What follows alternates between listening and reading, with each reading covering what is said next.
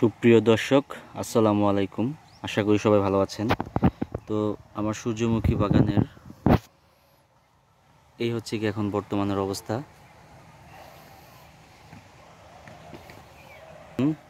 এখন সূর্যমুখী গাছের গোড়াগুলোতে মাটি দিয়ে দেওয়া হচ্ছে। তো মাটি দেওয়ার পরে সার দিয়ে দেবো একবারে, তারপরে পানি। এই পর্যন্তই হচ্ছে কি আমার কাজ। গাছের হাইট মোটামুটি ভালোই হয়েছে। তো প্রায় 2 ফুটের মতো হয়ে গেছে।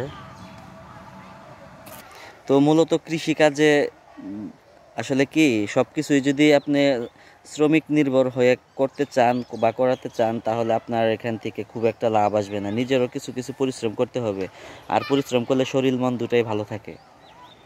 পূর্ব পাশের সূর্যমুখী গাছগুলো যথেষ্ট ভালো গ্রোথ, সব এক সাইজ, বিকজ এই পাশে রোদটা খুব ভালোভাবে পড়ে।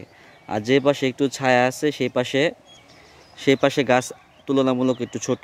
যেমন এই যে এই পাশে রোদ না থাকার কারণে অন্যান্য গাছের চেয়ে গাছগুলো অনেক ছোট। এই যে কিছু লাল শাক এখনো আছে, উঠাবো করে আর উঠানো হয় নাই। তো যত দ্রুত সম্ভব এগুলো উঠে খাইয়ে ফেলতে হইব, আর না হলে বিক্রি করে দিতে হইব। আর কি বিক্রি করবো, এগুলার যে দাম তুইলা নিয়ে আসলে বাজারজাত করতে করতে যে পরিশ্রম হয় সেই দামই উঠে না, সেই পরিশ্রমের দামই উঠে না। আসলে এবার হচ্ছে গিয়া ওয়েদার ভালো থাকার কারণে সবাই আসলে লাল শাক, পালং শাক বাড়ির আঙিনায়, বাড়ির সামনের পালানে কিংবা প্রতির যে সব জায়গা খালি ছিল সেই সব জায়গাতে এবার সবাই চাষ করছে। এই জন্য এবার আমদানি বেশি, মানে যোগান বেশি। তো যোগান যে জিনিসের বেশি, সেই জিনিসের দাম একটু কম থাকবই, যেহেতু চাহিদা কম। দেখি এই পাশের পালং শাকের কী অবস্থা।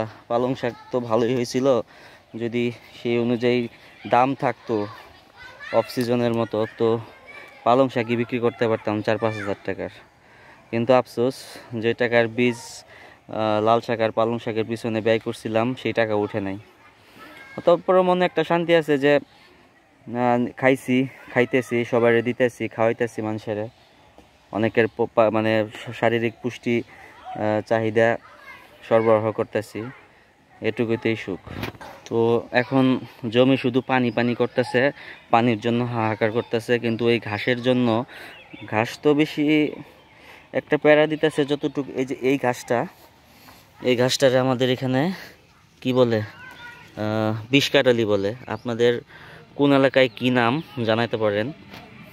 তো পালং শাক আর লাল শাক কিছু আছে, এই পালং শাকগুলোর জন্য আমি পানি কিংবা সার এইসব কোনো কিছু দিতে পারতেছি না, কারণ এই অবস্থায় যদি আমি সার দিই তাহলে এই যে শাকগুলো আছে কিংবা ঘাস টাস আছে সেগুলাও কিছু কিছু দখল করে নেবে।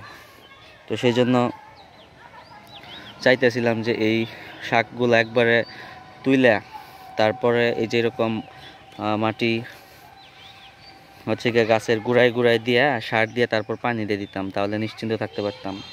জানি না আসলে কতটুকু লাভবান হব, তবে করতেছি, দেখা যাক। মানুষের টাকাই তো সব কিছু না, মনের একটা স্যাটিসফ্যাকশন, এটা অনেক কিছু। যখন এখানে ধরুন তো সূর্যমুখী এক একটা গাছে আস্তে আস্তে 2-3টা করে ধরে থাকবো, তখন ওইটা দেখে মনের মধ্যে এইসব পরিশ্রম যা কিছু আছে সব এগুলা দূর হয়ে যাব, একটা সুখ লাগবো, শান্তি লাগবো, এই আশাই দিন গুনতাছি। তো আপনাদের আমন্ত্রণ রইল আমার এই সূর্যমুখী প্রজেক্টে ফুল ফোটার সময় আসবেন।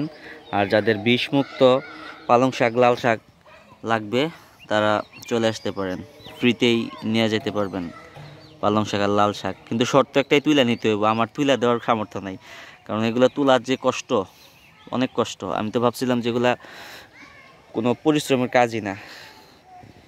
তো যাই হোক, তারপরেও পরিশ্রম করতেছি, খারাপ লাগতেছে না। আর আমি এমনি এক্সারসাইজ করতাম, অনেক সময় নিয়ে হাঁটাহাঁটি করতাম। তো এখন সেই শ্রমটা বা সেই সময়টা আমি এই সূর্যমুখী প্রজেক্টের মধ্যে আমি দিতেছি। এই হচ্ছে কি অবস্থা। পাশে বাচ্চারা ব্যাডমিন্টন খেলতেছে, এই পাশে তুলাবাতি খেলতেছে পোলাই পানে। সবাই যার যার কাজে ব্যস্ত। কেউ আছে হচ্ছে গিয়া ধান গাড়া নিয়ে ব্যস্ত, কেউ আছে যার যার দরকারে সবাই ব্যস্ত আর কি। তো মাঝখানে মাঝখানে অনেক গ্যাপ আছে, তো সেই গ্যাপগুলাতে দু একটা বীজ দিয়ে দিছিলাম, তো সেগুলো এই যে ছোট ছোট হচ্ছে। সে এই পাশে অনেক ভালো হয়েছে। তো রাস্তার পাশে জমি থাকায় যারা না চিনে সবাই জিজ্ঞেস করে ভাই কি বুনছেন কি বুনছেন। তো সবাইরে জানানোর জন্য যে ওইখানে সূর্যমুখীর যে বীজের প্যাকেটটা ছিল সেটা ঝুলাই রাখছি, তারপরেও সবাই জিজ্ঞেস করে। উত্তর দিতে দিতে আমি পুরো ঝালাপালা অবস্থা।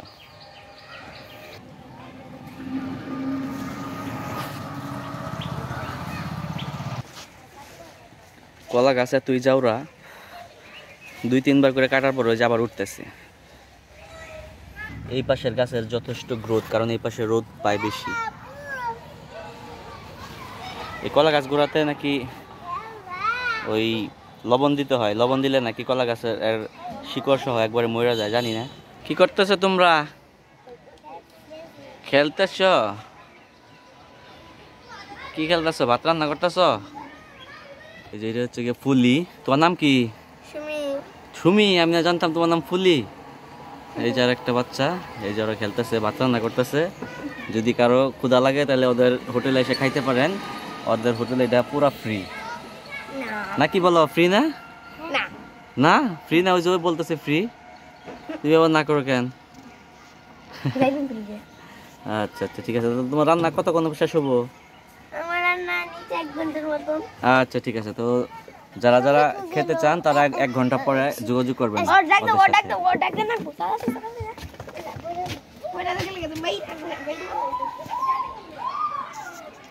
তো সাইডে অনেক ঘাস জমে গেছে, ঘাসগুলো তুলে দিতে হইব।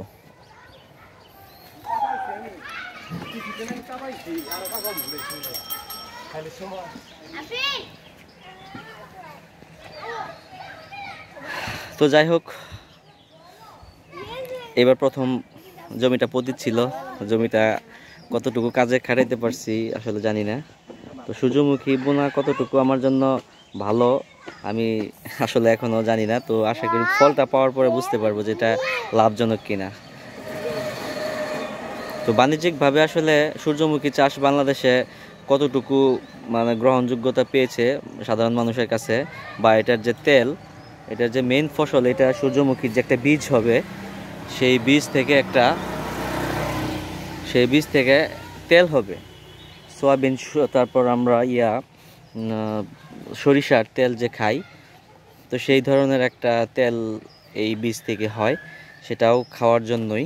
তো দেখি এবার ট্রাই করে কেমন লাগে সূর্যমুখীর তেল। তো আপনাদের যদি কারো লাগে আমাকে ইনবক্স করবেন।